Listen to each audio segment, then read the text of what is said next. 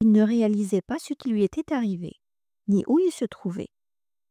Les douleurs lancinantes lui rappelaient qu'il était blessé à l'abdomen et au torse, et qu'il n'était pas en mesure de marcher, probablement à cause d'une fracture du tibia.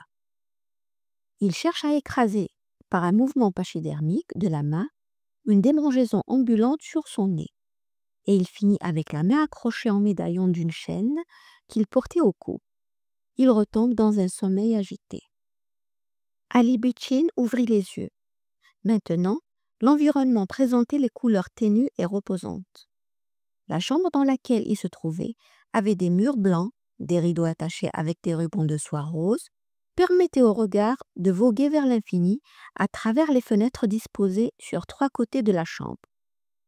Du lit à baldaquin où il était allongé, immobile, Ali bouge la tête pour enregistrer suffisamment de repères, prendre assez d'informations pour reconnaître l'espace où il se trouvait. Rien ne le reconduisait à une réalité connue. Il essayait de crier, mais les sons restaient bloqués dans sa gorge à cause d'une douleur atroce aux côtes. Il renonça. Il ne se rappelait de rien. Vers le soir, il trouve la force de soulever un bras pour déplacer les couvertures de soie qui s'étaient enchevêtrées dans sa barbe inculte, et sur le trajet infini du retour, depuis le menton jusqu'à la poitrine, il rencontre le médaillon qu'il avait au cou. Il s'arrête un instant, vaguement inquiet. Il le soulève au niveau des yeux et il le reconnaît. Son cœur est inondé par un état profond de tristesse. Le jour suivant, un domestique en uniforme se présente et lui sert un petit déjeuner raffiné.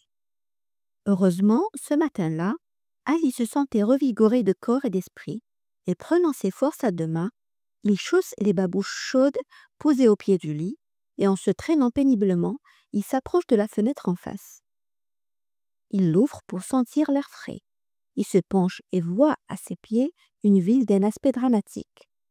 Le sérail qu'il abritait était construit sur la pointe d'une colline, entouré de ravins profonds où coulaient de tubercules torrents dont on devinait de loin la bruyante puissance. Un portail imposant donnait accès vers l'intérieur du palais royal. Tout autour, c'était la forêt. À brève distance, on devinait un petit village. Ali se retrouve effrayé, assis sur le lit et s'essuie le front percé de sueur.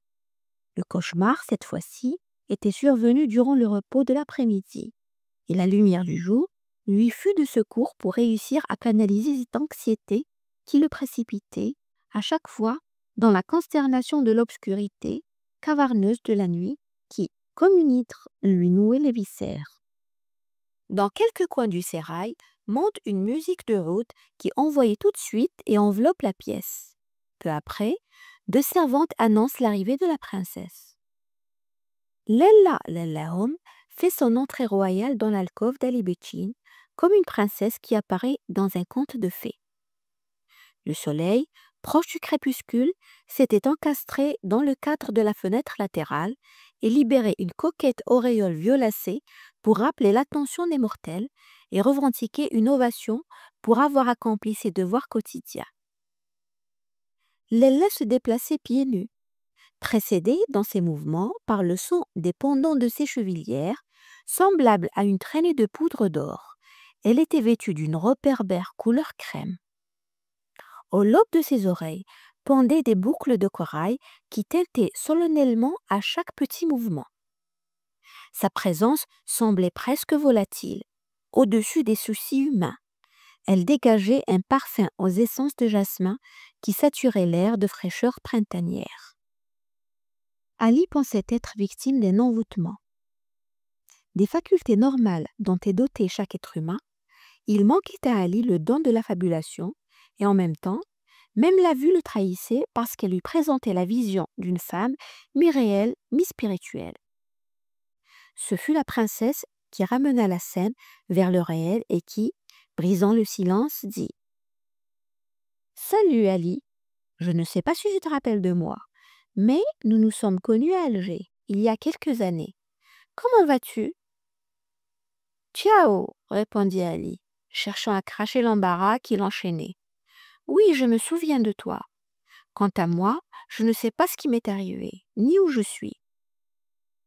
Je suis désolée de devoir te le dire, mais je dois te rappeler que la flottille commandée par Fettah Allah a été anéantie par les Français au bastion d'El-Kala. Il semble que tu sois l'unique survivant.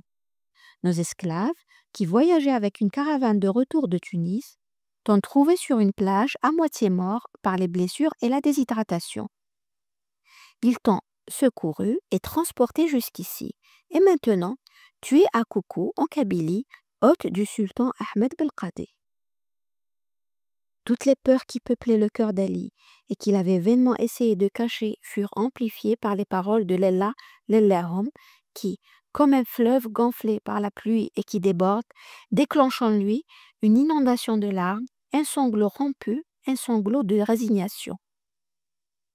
Ali demanda à rester seul, et il pleura toute la nuit de chaudes larmes de deuil, qui continuèrent à couler, fluides, jusqu'à l'aube, quand, exténué, il imagina et construit dans son esprit sa vengeance contre les Français. C'est le premier jour de Ramadan.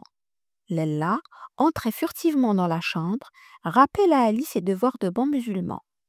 « Tu le sais que c'est Ramadan, et qu'on devrait jeûner de l'aube au coucher du soleil.